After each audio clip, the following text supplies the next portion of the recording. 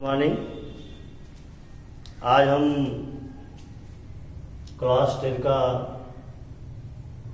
Acid base and salt के बारे में हम चर्चा करेंगे कि एसिड क्या होता है, बेस क्या होता है और साल्ट क्या होता है। तो पहले हम अम्ल देखेंगे, एसिड देखेंगे। अम्ल क्या होता है? वैसे हम जानते हैं कि जो अम्ल होता है, जो एसिड होता है, एसिड का स्वाद खट्टा होता है। एसिड का स्वाद क्या होता है? खट्टा होता है। और अम्ल की डिफिनीशन क्या होती है कि अम्ल वे पदार्थ होते हैं, अम्ल वे पदार्थ होते हैं जो जलीय विलयन में,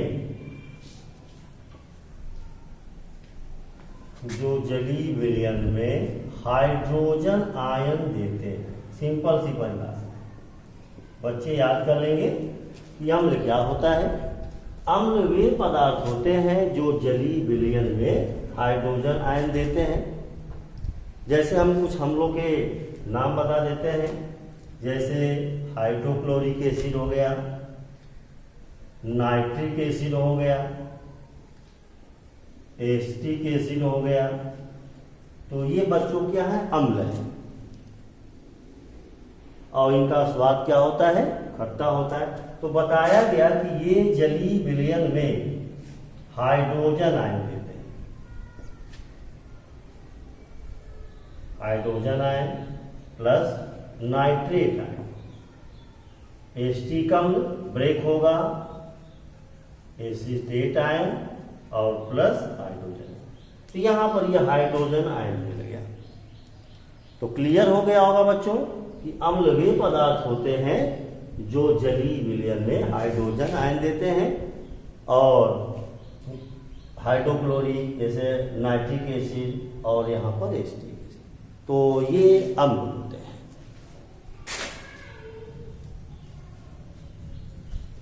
या एक दूसरी डिफिनीशन होती है अथवा कि अम्ल वे पदार्थ होते हैं जो जलीय विलयन में हाइड्रोनियम आयन देते हैं। अम्ल वे पदार्थ, अम्ल वे पदार्थ होते हैं जो जलीय विलयन में हाइड्रोनियम आयन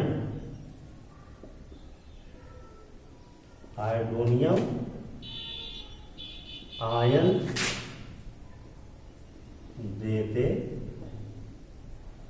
ये दूसरी डिफिनीशन है कि अम्ल वे पदार्थ होते हैं जो जलीय विलयन में हाइड्रोनियम आयन देते हैं।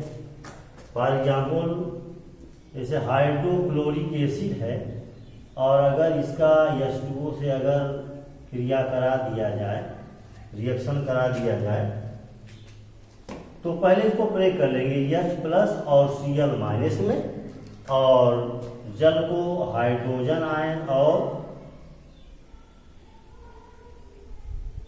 तो यहां पर इसको हमने ब्रेक कर लिया है, Cl को हाइड्रोजन आयन और Cl आयन। अब यहां पर यह देखेंगे कि जो जल होता है, जल में अगर देखा जाए तो कितने लोन पे इलेक्ट्रॉन होते हैं। अगर इसका हम संरचना देख लें, H और H, ये तो जो जल होता है इसमें 2 लोन पेयर इलेक्ट्रॉन होते हैं। तो अब यहां पर हाइड्रोजन ने इलेक्ट्रॉन को त्याग दिया है और एक इलेक्ट्रॉन का इसने त्याग दिया है। तो अब इसको 2 इलेक्ट्रॉनों की आवश्यकता है, तो अब यहां से ले लेगा, तो यह इसके साथ कंबाइन हो जाएगा, तो H3O प्लस हो जाएगा और प्लस यहां पर Cl। तो अम्ल वे पदार्थ होते हैं जो जलीय विलयन में हाइड्रोनियम आयन देते हैं। तो यहां पर 2 डिफिनीशन है। तो बच्चों आप याद कर लीजिएगा कि एसिड क्या होता है, है। तो अम्ल वे पदार्थ होते हैं जो जलीय विलयन में हाइड्रोजन आयन देते हैं, और दूसरी डेफिनेशन है कि अम्ल वे पदार्थ होते हैं जो जलीय विलयन में हाइड्रोनियम आयन देते हैं। रिएक्शन HCl प्लस H2O और रिवर्सिबल रिएक्शन ये हाइड्रोनियम आयन और प्लस क्लोराइड आयन। बच्चों इसके बाद हम अध्ययन करेंगे क्षारक के विषय में कि क्षारक होता क्या है। तो अगला टॉपिक है क्षारक। तो हमारा अगला टॉपिक है बेस, क्षारक क्या होता है। जैसा कि हमने अम्ल के बारे में बताया कि अम्ल का स्वाद खट्टा होता है, जैसा कि नींबू में एसिड पाया जाता है। तो उसी प्रकार से हम बेस का डिफिनीशन देखेंगे कि बेस क्या होता है। तो क्षारक वे पदार्थ होते हैं, क्षारक वे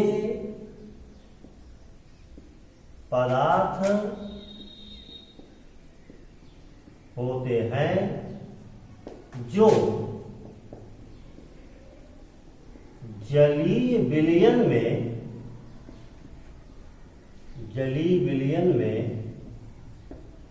हाइड्रोक्साइड आयन देते हैं। ये बच्चे इसको लर्न कर लेंगे। देते हैं कि क्षारक वे पदार्थ होते हैं जो जलीय विलयन में हाइड्रोक्साइड आयन देते हैं।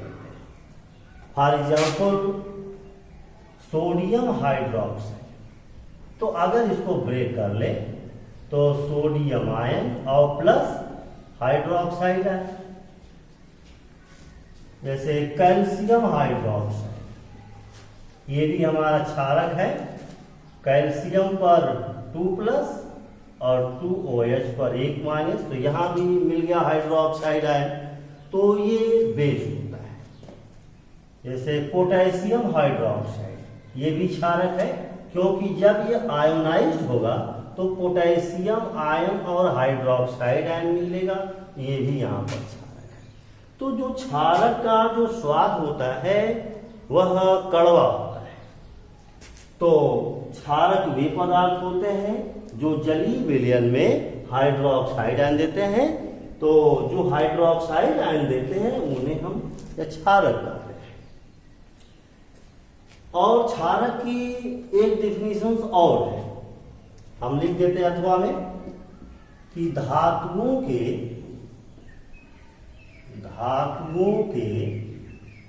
ऑक्साइड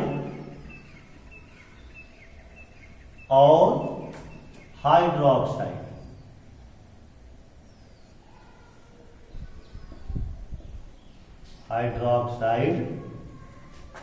क्षारक कहलाते हैं।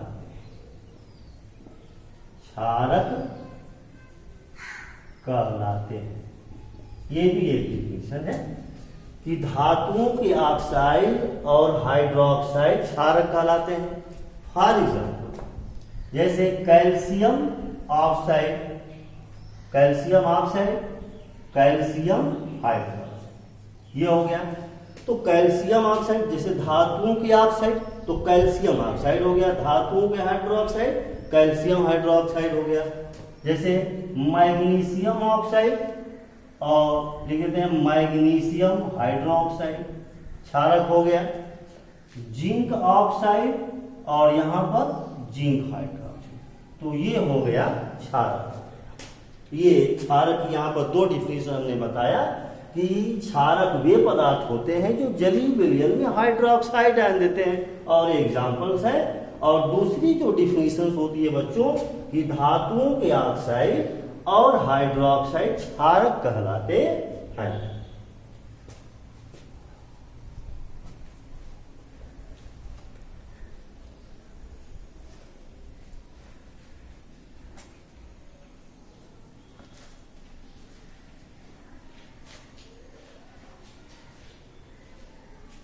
अब इसके बाद बच्चों हम देखेंगे क्षार क्या होता है।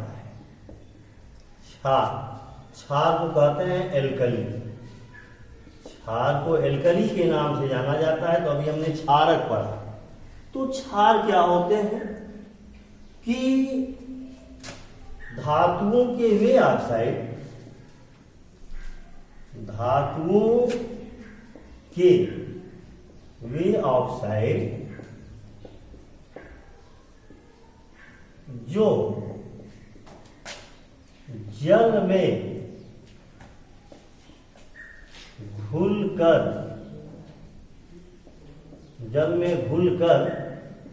हाइड्रोक्साइड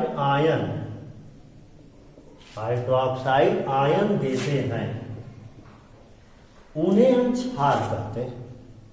फॉर एग्जाम्पल, जैसे कैल्शियम ऑक्साइड है, और कैल्शियम ऑक्साइड अगर जल में घुलेगा तो कैल्शियम हाइड्रोक्साइड का निर्माण। तो कैल्शियम ऑक्साइड जब जल के साथ क्रिया करेगा तो कैल्शियम हाइड्रोक्साइड बनेगा, तो इसे हम क्षार कहते हैं। इसे हम क्या कहते हैं? क्षार कहते हैं। तो ये तो बच्चों, इसके बाद हम नेक्स्ट क्लास में हम आपको बताएंगे पीएच वैल्यू क्या होता है। तो what is the definition of the pH value, ये बताएंगे हम आपको।